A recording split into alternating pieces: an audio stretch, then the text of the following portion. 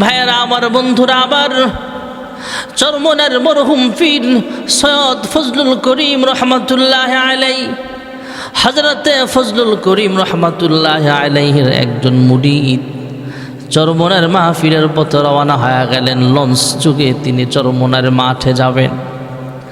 মাহফিলের পথে রওনা হয়ে গেলেন। ওনার সঙ্গে একজন ওমার ছোট্ট ছেলে একজন সাথে ছিল, সেও চরমনের ময়দানে যাবে আব্বার সাথে। বাবার সাথে সন্তান রওনা হলো। লঞ্চ চলতে চলতে যখন বড় কোনো নদী পার হচ্ছিল, দেখা যায় তার সন্তানটা, ছোট মানুষ তো, হঠাৎ করে লঞ্চের সাইডে গিয়েছিল হয়তো খেলাধুলা বা ঘোরাঘুরির জন্য, সে হঠাৎ করে পানিতে পড়ে যায়। লঞ্চের এবার যিনি ড্রাইভার তিনি লঞ্চ থামাইলেন। লঞ্চের সব যাত্রীরা মিলেও চেষ্টা করে তারকে আর খুঁজে পাইল না। কোথায় হারায় গেল? ছোট্ট মানুষ, সাঁতার জানে না, সে কোথায় গেল? বাবা কান্দে, হায় রে, আমার সন্তানটা এইভাবে হারায় গেল, পানির নিচে তলায় গেল। লঞ্চের ভিতরে কান্নার রোল। সবাই মিলে সান্ত্বনা দিলেন, ওরে ভাই, তুমি চরমনের ময়দানে যাচ্ছ, আল্লাহর পথে মুতাওয়াজ্জহ হয়েছ, আল্লাহর উপরে ভরসা করো। যেহেতু তোমার সন্তানের মালিক আমার আল্লাহ, আমাদের মালিক যেমন আল্লাহ, আমাদেরকে সন্তান দেওয়ার মালিক কিন্তু আমার আল্লাহ, আমাদের রিজিকের মালিক আমার আল্লাহ, হায়াতের মালিক আল্লাহ, মরণ দেওয়ার মালিক আল্লাহ। হয়তো তোমার সন্তানের এখানেই আল্লাহ মরণ লিখে রাখছে, তাই হয়তো পানিতে ডুবে মারা গেছে। কান্নাকাটি করে কি লাভ? চলো আমরা চরমনের ময়দানের পথে রওনা হয়ে যায়।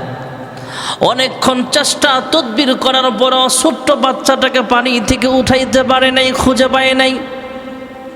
আবার চরমনের দিকে লঞ্চ রওনা হয়ে যায়। যাইতে যাইতে যাইতে যাইতে অনেকক্ষণ পর যখন চরমনের মাঠে পৌঁছিয়া যায়, সবাই লঞ্চ থেকে নামছে, বাবাও নামছে। যেই সন্তানটা পানিতে ডুবে গিয়েছিল সেই সন্তানের বাবাও লঞ্চ থেকে যখন নামছে, তাকায় দেখে ছোট্ট একটা গাছের ছায়ার নিচে তার সন্তানটা দাঁড়ায় আছে। বাবা সন্তানকে পায়া, হারানো সন্তান, যেই সন্তানটা পানিতে ডুবে গিয়েছিল, সেই সন্তান, হারানো সন্তান পায়া বাবার মনের ভিতরে অনেক খুশি হয়ে গেল। আল্লাহর তাআলার দরবারে শুকরিয়া আদায় করছে, আল্লাহ, আমার সন্তানটাকে আমি হারায় ফেলেছিলাম, পানিতে পড়ে গিয়েছিল। ভেবেছিলাম সন্তানটা বুঝি মারা গেছে, এখন দেখি সন্তান চরমনের মাঠে আমাদের আগেই পৌঁছিয়া গেছে। আল্লাহর দরবারে শুকরিয়া আদায় করলেন। সন্তানকে বুকের সাথে জড়ায় চুমু খায় আর কয়, তুমি এখানে কিভাবে আসলা? সন্তান ডাক দিয়া কয়, আব্বা, একজন বুড়া মানুষ আমাকে এখানে আইনা নামায়া দিয়া গেছে। এতটুকুই বলেছে। আবার বাবা এবং অন্যান্য চরমনের মুরিদরা মিলে এই সন্তানের এই পুরা ঘটনা বিস্তারিত হুজুরের কাছে জানাইবার জন্য হুজুরের রুমের পথে রওনা হলেন। চরমনের পীর সাহেব ফজলুল করিম রহমাতুল্লাহ আলাইহি একটা রুমে বসে আছে, অন্যান্য মুরিদরাও আশপাশে বসা আছে। চরমনের মরহুম ফজলুল করিম রহমাতুল্লাহ আলাইহির সাথে এবার বাবা তার সন্তানকে দেখা করাইবার জন্য হুজুরের কাছে নিয়ে গেলেন। যখন দরজা দিয়া ঢুকছে, দুইকাই শিশু বাচ্চাটা ডাক দেয়া কয়, আব্বা, এই যে দেখেন এই মুরব্বী আমাকে পানি থেকে উঠায় চরমনের মাঠে গাছের নিচে দাঁড় করায় দিছে। এবার মরহুম পীর সাহেব চরমনের রহমাতুল্লাহ আলাইহি বললেন, তোমরা এখানে যারা আছো, আমার এই ঘটনা তোমরা যে শুনেছ, আমার জীবদ্দশায় কারো কাছে তোমরা এই কথা প্রকাশ করবা না। আসলে এইগুলা ছিল চরমনের হুজুরের কারামতি। ভাইয়ারা আমার, কারামাতুল আউলিয়া হাক্কুন, ওলিদের কারামতি হলো সঠিক, এটা আল্লাহর কুদরত। হয়তো ফিরিস্তারা মরহুম পীর সাহেব রহমতুল্লাহ আলাইহির সুরত ধরে তাকে হেফাজত করেছে। আল্লাহ চরমনের হুজুরকে এই ঘটনাটাও জানায় দিয়েছেন। এই শিশু বাচ্চাটা সবাই মনে করেছিল মারা গেছে, পানিতে ডুবে গেছে, কিন্তু আল্লাহ রাব্বুল আলামিন হায়াত রেখেছেন। সবাই মনে করেছেন বাচ্চাটা মারা গেছে, কিন্তু আল্লাহ হায়াতের মালিক, আল্লাহ মরণ দেওয়ার মালিক। কেউ মারতে পারে নাই, পানিও ডুবে গেছে কিন্তু মরে নাই।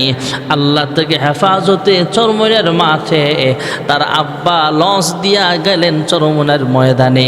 এর আগে সন্তানটাকে আল্লাহ তাআলা চরমনের ময়দানে আল্লাহ পৌঁছায় দিয়েছেন। ভাইরা আমার, বন্ধুরা আমার, হায়াতের মালিক হলেন আমার আল্লাহ, মরণ দেওয়ার মালিক আল্লাহ। যখন মরণ চলে আসবে কেউ আমাকে আপনাকে বাঁচাইতে পারবে না। মরণ থেকে যতই পালাও মরণ তোমায় লইবে ঘিরি।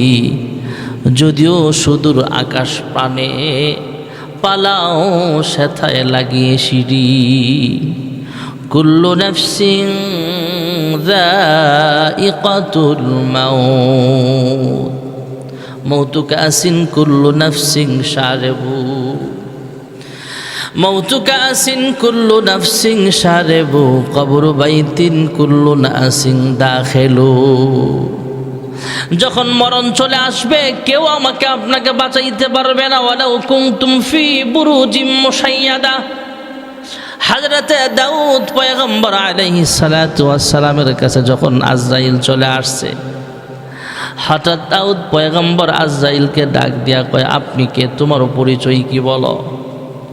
আজরাইল জানায়া দিলেন, আমার পরিচয় হলো আমি হলাম মালাকুল মাউত আজরাইল।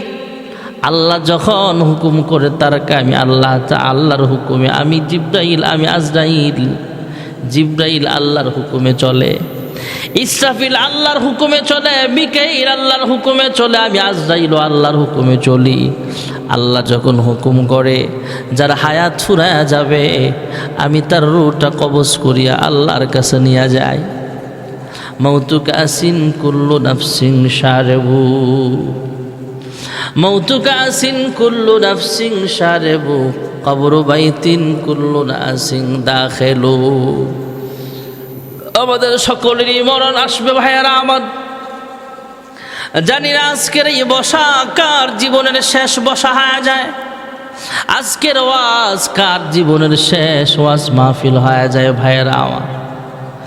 যেদিন মালাকুল মউত আজরাইল আমার সামনে হাজির হয়ে যাবে, আমার দেহ থেকে রূহটা আলাদা হয়ে যাবে। কয়েকজন দৌড়ায়া মসজিদে যাবে মাইকে আলান দেওয়ার জন্য, আর কয়েকজন বাজারের পথে রওনা হবে কাপড়ের কাপড় কেনার জন্য, আর কয়েকজন মহিলারা বড়ই পাতার গরম পানি করতে ব্যস্ত হয়ে যাবে। কয়েকজন রওনা হবে কবরস্থানে কবর খনন করতে রওনা হয়ে যাবে। মাইকে আলান হয়ে যাবে, নির্দিষ্ট সময় আমাকে গোসল দেওয়া হবে, কাপড়ের প্যাকেট বানায় আমাকে খাটিয়ার উপরে শোয়া দেওয়া হবে, বড়ই পাতার গরম পানি দিয়া মশারি টানা জীবনের শেষবারের মতো গোসল দিয়া দিবে। জীবনের শেষবারের মতো গোসল দিয়া দিবে। জীবনে কত গোসল করলাম, কত রকমের সাবান মেখে শরীরটা পরিষ্কার করলাম।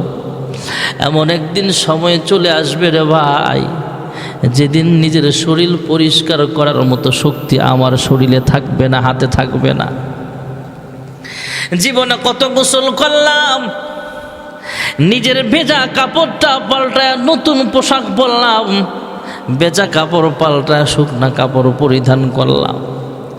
এমন একদিন সময় চলে আসবে যেদিন ভেজা কাপড় পাল্টায় শুকনা কাপড় পরার মতো শক্তি আমার হাতে থাকবে না, শরীরে থাকবে না। হে পর্দানিশীন মা বোনেরা আমার, একদিন নতুন পোশাক পইরা নববধূর বেশে আপনি যেই বাড়িতে এসেছিলেন, এলাকার অন্যান্য মহিলারা আপনাকে দেখার জন্য ভিড় জমায়ে ফেলছে। আবার এমন একদিন সময় চলে আসবে গো, যেদিনও আপনাকে দেখার জন্য এলাকার মানুষ আপনাকে দেখার জন্য ভিড় জমাবে। সাদা মার্কিন 5 কাপড়ের প্যাকেট বানায় আপনার খাটিয়ায় শোয়া দেওয়া হবে। সেদিনও কিন্তু এলাকার অন্যান্য মহিলারা দেখার জন্য ভিড় জমাবে। তবে প্রথম দেখার শেষ দেখা কিন্তু এক হবে না। ভাইয়েরা আমার, বন্ধুরা আমার, খাটিয়া এবার 4 জন বহন করে আমাকে আপনাকে কবরস্থানের পথে নিয়ে যাওয়া হবে। প্রথমেই জানাজার মাঠে নিয়ে যাওয়া হবে, 4 তাকবীরের সহিত জানাজাও কমপ্লিট করা হবে। আল্লাহুম্মা গফির লিহাইয়িনা ওয়া মাইয়িতিনা ওয়া শাহিদিনা ওয়া গায়িবিনা ওয়া সগীরিনা ওয়া কাবীরিনা ওয়া যাকারিনা ওয়া উনসানা। আল্লাহুম্মা মান আহইয়াইতাহু মিন্না ফাহিহি আলাল ইসলাম ومن توفيته منا فتوفه على الإيمان। 4 তাকবীরের শহীদ জানাজা কমপ্লিট হওয়ার পর 4 জন শক্তিশালী মানুষ আমার খাট বহন করে আমাকে কবরস্থানের পথে নিয়ে যাওয়া হবে। কবরস্থানের পথে নিয়ে যাওয়া হবে ভাইয়েরা আমার। যেই 4 জন মানুষ কবরস্থানে নিয়ে যাবে সাহসী মানুষ, এর যেই তারও সাহসী কয়েকজন মানুষ লাফ মেরে কবরে নেমে যাবে। কবরের মধ্যে নেমে যাবে, আমার আপনার লাশ কবরে রাইখা একজন একজন করে যখন উপরে উঠিয়া যাবে, 2-3 জন মানুষ কবরে নামছে, আবার একজন যখন উঠে যাবে কবরের বাসিন্দা চিন্তা করবে, হায় রে ভেবেছিলাম 3 জন মানুষ আমার সঙ্গে আছে, এখন তো দেখি একজন কমে গেল, আরও তো 2 জন আসে, অসুবিধা নাই। আর একজন যখন উঠে যাবে তার কলিজায় কামড় মারবে, আরেকজন যখন উঠে যাবে কবরের বাসিন্দা চিৎকার করে কাঁদবে, হায় রে কার জন্য বাড়ি সাজাইলাম, কার জন্য গাড়ি সাজাইলাম, কার জন্য দুনিয়ার ধন সম্পদ কামাইলাম। আমি বড় শিল্পপতি ছিলাম, আজকে খালি হাতে আমাকে কবরে দাফন কইরা তোমরা চলে যাও। বুঝা গেল দুনিয়া কামাই করার পিছনে সময় দিয়া যে মালিকের কুদরতি পায়ে সাজদা দেওয়ার সময় আমি পাই নাই। এ আমার আল্লাহ ছাড়া কবরে আমার আপন আর কেউ হতে পারে না। যখন আমার কেউ ছিল না তখন ছিলে তুমি, যখন আমার কেউ রবে না তখন রবে তুমি। চাই না প্রভু আমি হারাতে তোমারে, হৃদয় জুড়ে তোমারি প্রেম দাও প্রভু আমারে। আল্লাহ ছাড়া আমার আপন কেউ হবে না ভাইয়ারা আমার। সকলের একদিন মরতে হবে। আল কবর রাউযাতুম মিন রিয়াজিল জান্নাহ আও হুফরাতুম মিন হুফারিন নার। কবর কাহারো জন্য জান্নাতের বাগান হয়ে যাবে, টুকরা হয়ে যাবে, আবার কাহারো জন্য জাহান্নামের গর্ত হয়ে যাবে। এই জন্যই তো হযরত আলী রাদিয়াল্লাহু তাআলা আনহু যখন কবর দেখতেন তখন জ্ঞান হারায় ফেলতেন, চিৎকার করে জ্ঞান হারায় ফেলতেন। জিজ্ঞেস করা হলে, হে আলী আপনার তো আমল ভালো আছে, তারপরও কবর দেখলে ভয় পাইতো ওরা, আপনি কেন ভয় পান? উনি জবাব দিলেন, কবর হলো এমন একটা জায়গা, এই কবর হলো কবর পরকালের প্রথম ঘাঁটি, পরকালের ইমিগ্রেশনের প্রথম ঘাঁটি হলো, প্রথম গেট হলো কবরের জগৎ। এই কবরটা কাহারও জন্য জান্নাত, কাহারও জন্য জাহান্নাম। এই জন্য কবর দেখলে আমার ভয় লেগে যায়। এই জন্য আমরা বেশি বেশি কবরের কথা স্মরণ করা, মরণের কথা যদি আমরা বেশি বেশি স্মরণ করতে পারি ভাইয়ারা আমার, তাহলে আমরা গুনাহ থেকে বেশি বেশি বেঁচে থাকতে পারি। এই জন্য মহান আল্লাহ তাআলা কোরআনুল কারীমে বিভিন্ন জায়গায় মরণের কথা আমাদেরকে স্মরণ করায়া দিয়েছেন। ইযা জাআ আজালুহুম ফালা ইস্তাখিরুনা সাআতাও ওয়ালা ইস্তাকদিমুন। মরণ যখন চলে আসবে কেউ আমাকে আপনাকে বাঁচাইতে পারবে না ভাইয়ারা আমার। হযরতে বাদশাহ সুলাইমান আলাইহিস সালাতু ওয়াস সালাম, তিনিও তো একজন জলিলুল কদর পয়গম্বর ছিলেন ভাইয়ারা আমার। বাদশাহ সুলাইমান আলাইহিস সালাতু ওয়াস সালাম, ওনার সামনে একজন লোক বসে আছে, হঠাৎ করে আজরাইলের আগমন ঘটে যায়। সুলাইমান পয়গম্বরের সামনে আইসা দেখে লোকটা বসে আছে। আজরাইল একটু চোখ রাঙ্গায়া লোকটার দিকে তাকাইলে লোকটা ভয় পেয়ে যায়। ভয় পেয়ে আইসা সুলাইমান পয়গম্বরকে ডাক দিয়া কয়, বাদশা সুলাইমান, আমার বড় ভয় হয়, আমি লোকালয়ের বাহিরে জঙ্গলে কোথাও একা নির্জনে বসবাস করতে চাই, চলে যেতে চাই।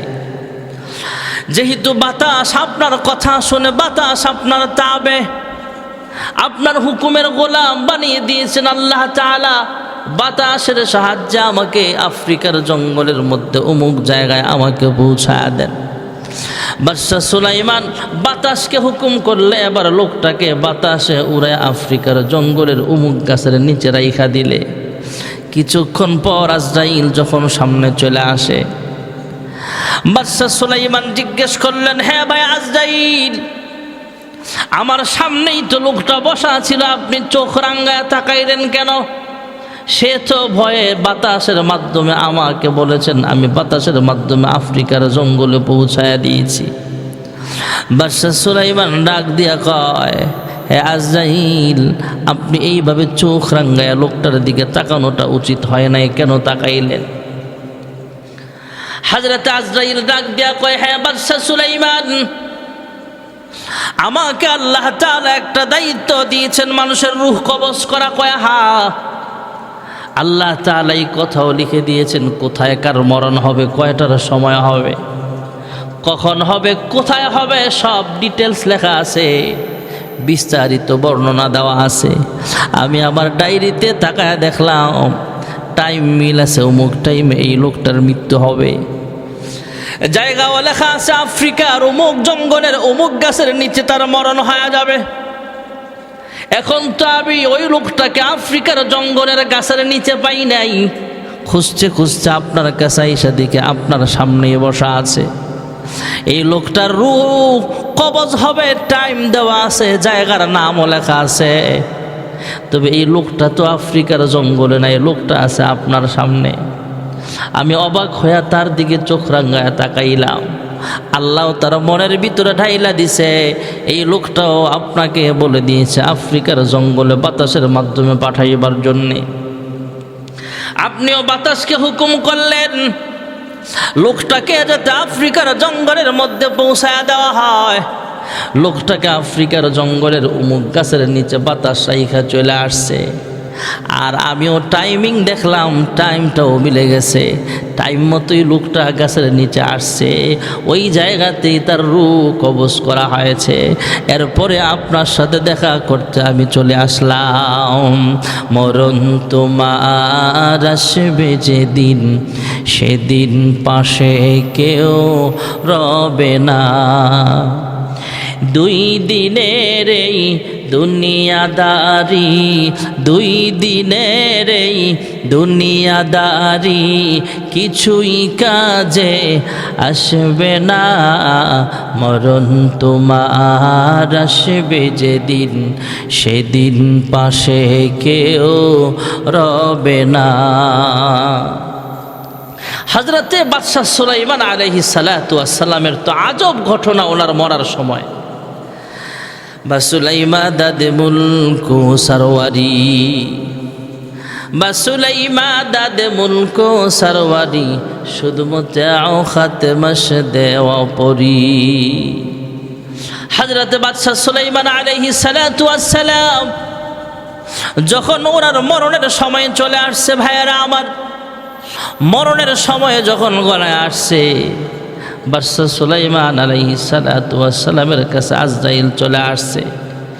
বাদশা সুলাইমান আল্লাহর কাছে ডাক দেয়া কয়, আল্লাহ, এই বিশাল বড় মসজিদ আমি বানাইতেছি, বাইতুল মুকাদ্দাস বানাইতেছি, জিনদের মাধ্যমে আমি এত কিছু করতেছি, কাজগুলো আমি করাইতেছি। এখন যদি আমার মরণ চলে আসে আর ওরা টের পায় আমি মারা গেছি, তাহলে ওরা কাজ ফাঁকি দিবে, তোমার ঘরের নির্মাণ কাজ পুরো অসম্পূর্ণ হয়ে থাকবে। আয় আল্লাহ, আমাকে কি হায়াত বাড়ায়া দেওয়া যায় না নাকি?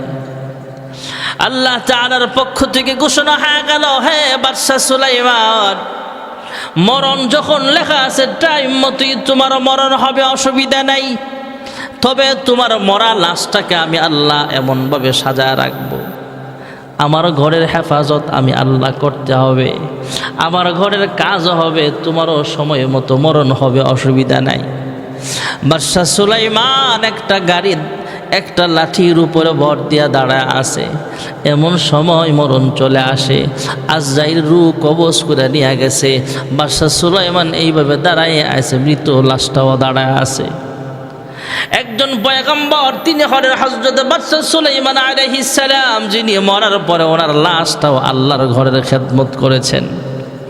জিনেরা দেখতেছে বাদশা সুলাইমান তাদের দিকে তাকায় আছে, ওরা কাজ কমপ্লিট করার পরে তাকায় দেখে বাদশা সুলাইমান দাঁড়ানো থেকে হঠাৎ করে সামনের দিকে পড়ে গেছে।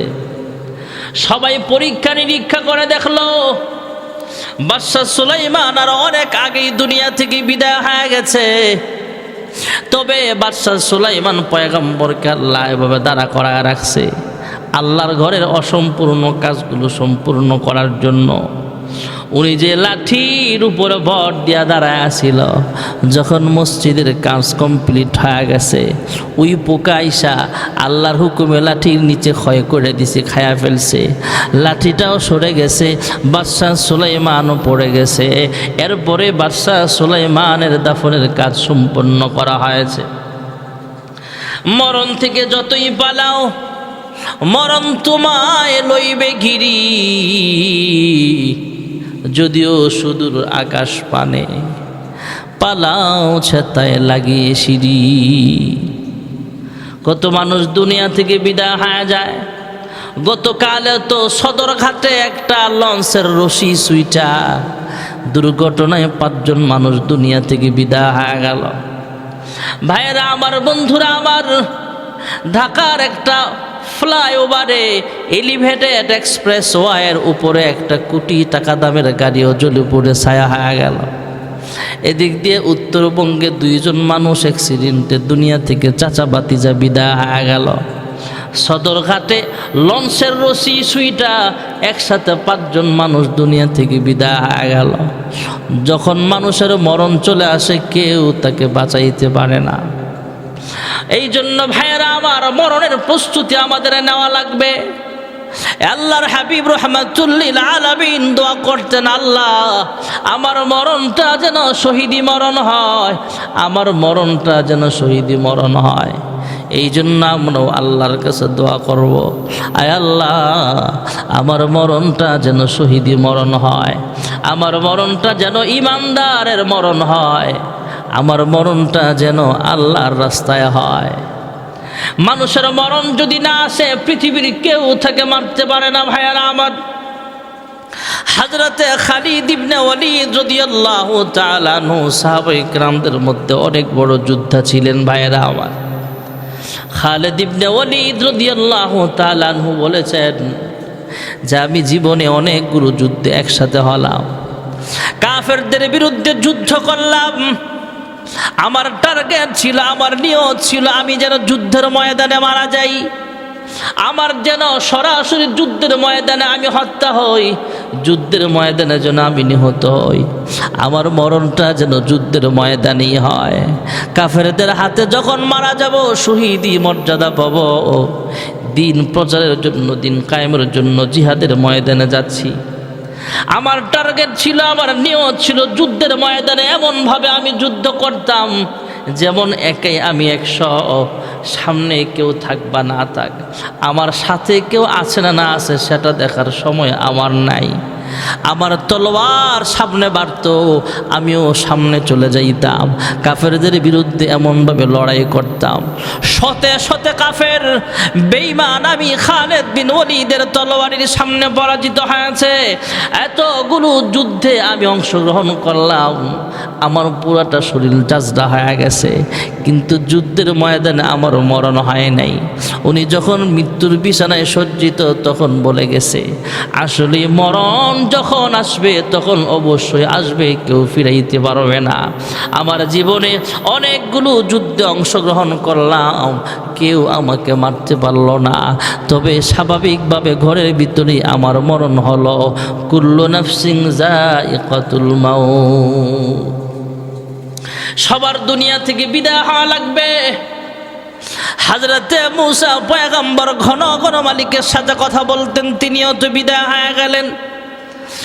দু জাহানের সরদার রাহমাতুল লিল আলামিন, তিনিও তো দুনিয়া থেকে বিদায় হয়ে গেলেন। যদি দুনিয়াতে কেউ বেঁচে থাকতো তাহলে আল্লাহর হাবিব বেঁচে থাকতো, তার হায়াত আল্লাহ তাআলা লম্বা করে দিতে। বেঁচে থাকার অধিকার নেই, বেঁচে থাকার মতো সামর্থ্য আমাদের নাই। যিনি বেঁচে থাকবেন তিনি হলেন হাইয়ুল কাইয়্যুম। আল্লাহু লা ইলাহা ইল্লা হুয়াল হাইয়ুল কাইয়্যুম। আল্লাহর হাবিব বাঁচতে পারে নাই তো নিরমরণ হয়ে গেছে। হযরতে মূসা কালিমুল্লাহ, যিনি ঘন ঘন মালিকের সাথে কথা বলতেন, তিনিও দুনিয়া থেকে বিদায় হয়ে গেছে। সমস্ত নবীরা দুনিয়া থেকে বিদায় হয়ে গেছে, কেউ বাঁচতে পারবে না। একদিন আমারও মরণ হয়ে যাবে।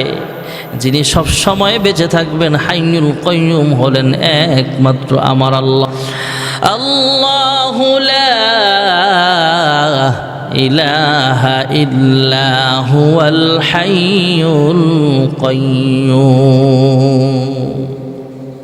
আমার আল্লাহ হলেন চিরঞ্জীব, যার মরণ নাই, যার ক্ষয় নাই, যার লয় নাই। আমার আল্লাহ ঘুমায় না, আমরা কিন্তু ঘুমায়া যাই। মূসা নবী জিজ্ঞেস করলেন, হে মালিক, আপনি কেন ঘুমান না? ঘুমাইলে কি অসুবিধা একটু জানতে চাই। আল্লাহ জানায়া দিলেন, মূসা, আমি আল্লাহ ঘুমাই না, তন্দ্রাও যাই না। আমি আল্লাহ আমার বান্দা বান্দির আরামের ঘুমের ব্যবস্থা করে দেই। কোরআনুল কারীমের এক আয়াত আছে, আয়াতুল কুরসির ভিতরে এক অংশে আল্লাহ তাআলা বলেন, লা তাখুযুহু সিনাতুন ওয়ালা নাওম। আমার আল্লাহ ঘুমায় না। মূসা পয়গম্বর জানতে চাইলেন, হে মালিক, আপনি ঘুমাইলে কি অসুবিধা? ঘুমান না কেন? আমরা তো না ঘুমাইলে অসুস্থ হয়ে যায়। আল্লাহ ডাক দেয়া কয়, মূসা রে, আমি আল্লাহ ঘুমাই না, আমার বান্দা বান্দির 24 ঘন্টা পাহারাদারির ব্যবস্থা করে দেই। হ্যাঁ মূসা পয়গম্বর, আল্লাহ তাআলার কাছে মূসা পয়গম্বর জিজ্ঞেস করেছিলেন, হ্যাঁ মালিক, আপনি ঘুমাইনি কি অসুবিধা? একটু প্র্যাকটিক্যাল যদি বুঝায়া দিতেন। আল্লাহ রাব্বুল আলামিন হুকুম দিলেন, হে মূসা পয়গম্বর, একটা কাঁচের গ্লাস নিয়ে তুমি পানি ভর্তি কাঁচের গ্লাস নিয়ে দাঁড়াও। মূসা নবী দাঁড়াইলেন, আল্লাহ তাআলা একটু ঘুম ঢাইলা দিলেন, তিনি দাঁড়ায়া দাঁড়ায়া ঘুমায়, দাঁড়ায়া দাঁড়ায়া ঝিমায়। তোমরা ভাইয়েরা আমার চলে আসলো, ঘুম চলে আসছে, হালকা ঘুম চলে আসছে দাঁড়ানোর উপরে। দাঁড়ায়া দাঁড়ায়া যখন ঘুমাইতেছে, ঘুম চলে আসছে, তখন হাত থেকে গ্লাসটা নিচে পইরা টুকরা টুকরা হয়ে গেলে আল্লাহ জানতে চায়, মূসা, তোমার হাতের গ্লাসটা এই মুহূর্তে কোথায় আছে? মূসা নবী ডাক দিয়া কয়, আল্লাহ, ঘুম আসার কারণে আমার হাতের ব্যালেন্স ঠিক থাকে নাই, হাত থেকে পড়ে গেছে। আমার হাত থেকে ছুটে নিচে পড়ে গিয়া টুকরা টুকরা হয়ে গেল। আল্লাহ তাআলা আবার জানায়া দিলেন, হ্যাঁ মূসা পয়গম্বর, ঘুম আসার কারণে একটা কাঁচের গ্লাস তোমার হাতে ধরে রাখতে পারো নাই। আমি আল্লাহর কুদরতি হাতে শুধু একটা কাঁচের গ্লাস নয়, আমি আল্লাহর কুদরতি হাতে 7 আসমান 7 জমিন পরিচালিত হয়। আমি আল্লাহর কুদরতি হাতে পুরা পৃথিবী পরিচালিত হয়। আমি আল্লাহ যদি ঘুমায়া যাই, ঘুম আসার কারণে যদি তোমার কাছের গ্লাস হাত থেকে পড়ে টুকরা টুকরা হয়ে যায়, আমি আল্লাহ যদি ঘুমায়া যাই, পৃথিবী ধ্বংস হয়ে যাবে। আমি আল্লাহ ঘুমাই না, আমার বান্দার আরামের ঘুমের ব্যবস্থা করে দেই। হ্যাঁ মূসা পয়গম্বর, যখন রাত্র গভীর হয়ে যায়, এলাকার মানুষ ঘুমায়, জঙ্গলের মাখলুকাত পর্যন্ত ঘুমায়া যায়। আমার কোনো বান্দা বান্দি যদি গভীর রজনীতে উঠা নামাজের মুসল্লায় দাঁড়ায় যায় আর আমি আল্লাহর কাছে দোয়া করে, আল্লাহ আমার মতো গুনাহগার আসমানের নিচে জমিনের উপরে আর একজনও নাই, আমার মতো গুনাহগার কেউ নাই, আল্লাহ তুমি আমাকে মাফ করে দাও। সবাই ঘুমায়, আমি তোমার কাছে মাফ চাই।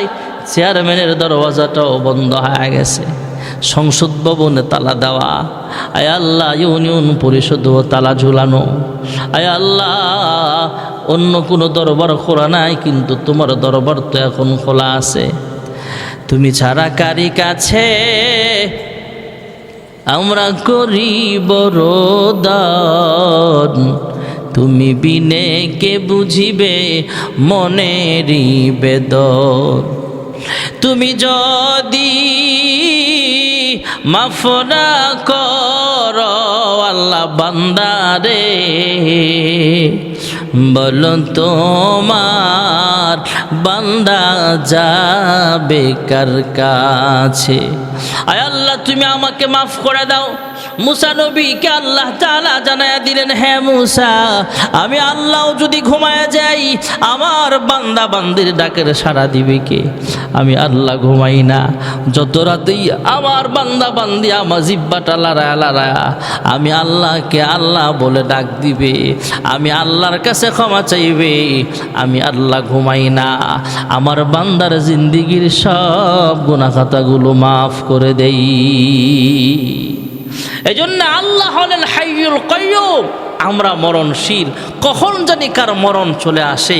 এই জন্যে সবসময় মরণের প্রস্তুতি নেওয়া, কবরের প্রস্তুতি নেওয়া, নামাজ রোজা হজ যাকাত সবসময় আমলে থাকা, জিকিরে ফিকিরে থাকা, আল্লাহ সব সময় দোয়া করা, আল্লাহ আমার মরণটা যেন শহীদি মরণ হয়, ইমানি হালতে মরণ হয়, নামাজের হালতে মরণ হয়, সেজদার হালতে মরণ হয়। আল্লাহ আমার মরণটা রমজান মাসে রাইখো, এভাবে দোয়া করা। বিশেষ করে এই দোয়াটা আল্লাহর হাবিব